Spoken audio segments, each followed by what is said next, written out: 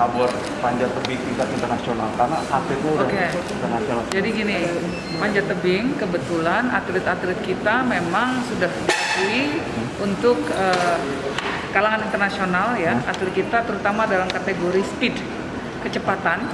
Atlet kita adalah atlet-atlet yang bukan cuma memegang medali emas, tapi juga memecahkan rekor dunia. Jadi perhatian internasional itu sudah besar kalau untuk Indonesia dalam kategori speed atau kecepatan. Nah, setiap tahun itu selalu ada kejuaraan dunia, World Cup ya, World Championship. Nah, kita bersaing dengan negara-negara lain untuk menjadi tuan rumah. Nah, tahun depan ini karena kita sudah mengajukan dari awal ya, bid atau permintaan gitu, request permintaan gitu, Indonesia jadi tuan rumah. Bisa sementara ini sudah diputuskan kalau nggak di Bali di Jakarta karena dari Federasi Internasional itu harus melakukan pengecekan di lapangan ya. Nah, saya sangat berharap bahwa Papua terutama Mimika ini kedepannya bisa menjadi tuan rumah untuk kejuaraan dunia panjat tebing, mengingat bahwa fasilitas yang ada sudah sangat layak dan kita berharap juga bahwa ada timbal balik juga untuk masyarakat ya, masyarakat Papua, masyarakat Mimika. Perhatian dunia juga bisa lebih fokus lagi. Mereka sudah tahu pasti bahwa kekayaan keindahan alam Papua itu luar biasa. Tapi kalau menyaksikan langsung ke sini kan pasti lain ya. Lalu di sini juga ada kartes dan lain sebagainya gitu. Kalau para pemanjat tebing itu kan cita-citanya pasti mau mendaki salah satunya Seven Summit. Jadi banyak sekali hal yang bisa dieksplorasi. Saya sih sangat-sangat berminat gitu ya. Kalau misalnya dari pemerintah kabupaten gitu mau partneran dengan FPTI, Federasi Panjat Tebing Indonesia, kami siap untuk mendukung dan mengajukan Mimika sebagai salah satu tuan rumah.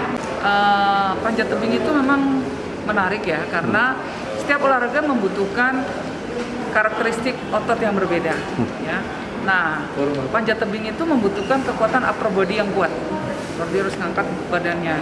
Sebetulnya secara struktur komposisi fisik orang Papua, dadanya kan bidang-bidang. Upper body-nya bisa kuat-kuat. Ini tinggal dibina. Ya, sebetulnya punya modal itu. Jadi saya sangat berharap bahwa Papua nanti bisa mengirim atletnya dan bahkan menjadi juara dunia.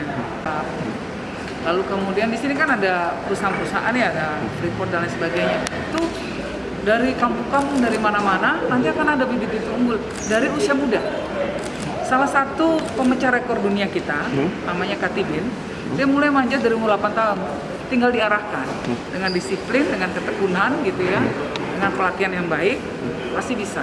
Jadi kita berharap nanti itu akan membuahkan hasil di mana atlet Papua akan makin meningkat prestasinya. Bu, kira-kira ini bakal jadi pecah telurnya FTPI nggak untuk kita pecahin rekor nggak cuma di speed doang tapi kayak doa. Saya paling keras berdoa kalau bisa begitu itu ya.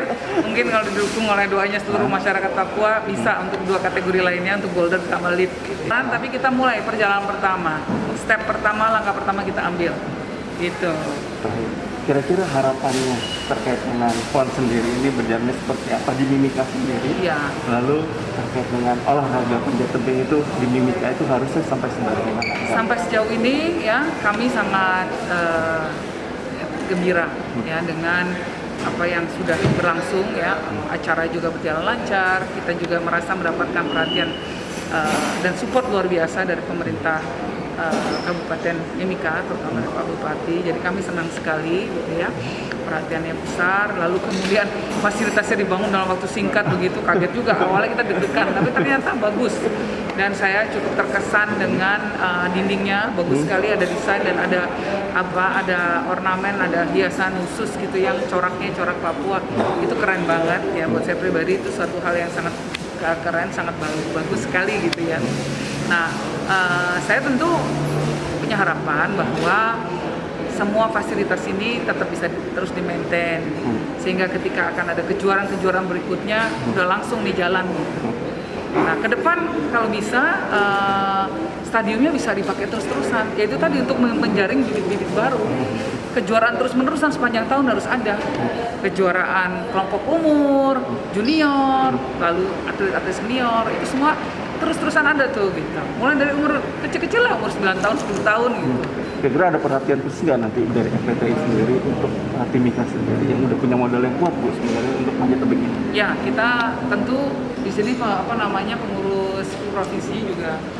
Saya rasa kita sangat siap untuk membantu apa yang dibutuhkan. Oh ya, proyeksi kasar aja lah kira-kira berapa, mungkin nggak dalam berapa tahun, setahun, 2 tahun ini bakal meningkat? Pasti akan ada peningkatan, ya. Tetapi bahwa peningkatannya sampai bisa mendapatkan medali emas itu pasti butuh waktu, gitu. Butuh waktu. Tapi saya yakin ada tekadnya, ada semangat, ada disiplin, pasti bisa. Prediksi Ibu seperti apa? Susah, tergantung atlet, ya, dan sistem yang akan dibangun. Saya kepengen tahun depan sudah ada ya minimal perunggulan gitu dari Papua. Harapannya ya. Melihat yang pertama tadi atlet naik itu. Tapi atlet betul-betul anak kampung sini. Gitu. Ini kan banyak sekali hal yang menarik yang harus dikemukakan ke publik. Kita ini berada dalam situasi global di mana arus informasi mengalir sangat deras. Tentu kita harus bersaing dengan begitu banyak konten yang ada. Nah, saya berharap teman-teman Media Center bisa mengoptimalkan kreativitas sehingga banyak cerita-cerita menarik dari seputar penyelenggaraan PON dan juga dari Mimika ini bisa keluar. Kalau perlu dibantu silakan. Nanti kalau perlu TikToknya atau apa.